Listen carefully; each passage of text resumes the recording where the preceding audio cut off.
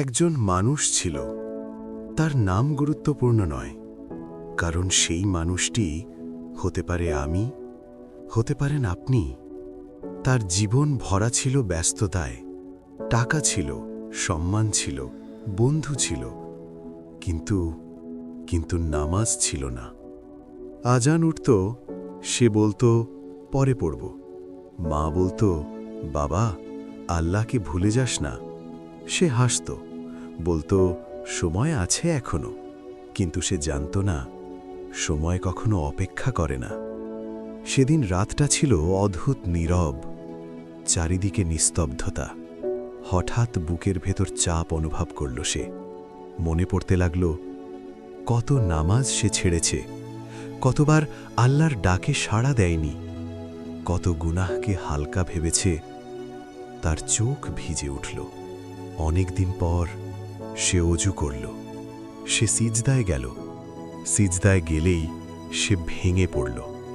হে আল্লাহ, আমি দেরি করে ফেলেছি। কান্না থামছিল না। আমি খারাপ ছিলাম, কিন্তু তুমি তো রহমান, তুমি তো রহিম। সেই সিজদা ছিল তার জীবনের সবচেয়ে লম্বা সিজদা। সেই সিজদা ছিল তার অহংকার ভাঙার মুহূর্ত। সেই সিজদা ছিল ফিরে আসার দরজা। কেউ দেখেনি তার কান্না, কেউ শোনেনি তার দোয়া, কিন্তু আকাশ শুনেছিল। পরদিন সে হঠাৎ বদলে যায়নি, কিন্তু তার হৃদয় বদলে গিয়েছিল। এখন আজান শুনলে সে থেমে যায়, এখন গুনাহ করলে তার বুক কেঁপে ওঠে। কারণ সে বুঝে গেছে জীবন দীর্ঘ নয়, কিন্তু তাওবার দরজা খোলা। হয়তো আমরা এখনো সময় পাচ্ছি, হয়তো আমাদের বুক এখনো উঠছে নামছে, কিন্তু কে জানে আজকের সিজদাই কি শেষ সিজদা? আল্লাহ বলেন, আমার বান্দারা, তোমরা নিরাশ হয়ো না।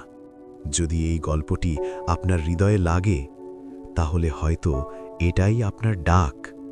একটা সিজদা, একটা কান্না, একটা সত্যিকারের আস্তাগফিরুল্লাহ, আর আপনার জীবন বদলে যেতে পারে। ফিরে আসুন, আল্লাহ অপেক্ষা করছেন।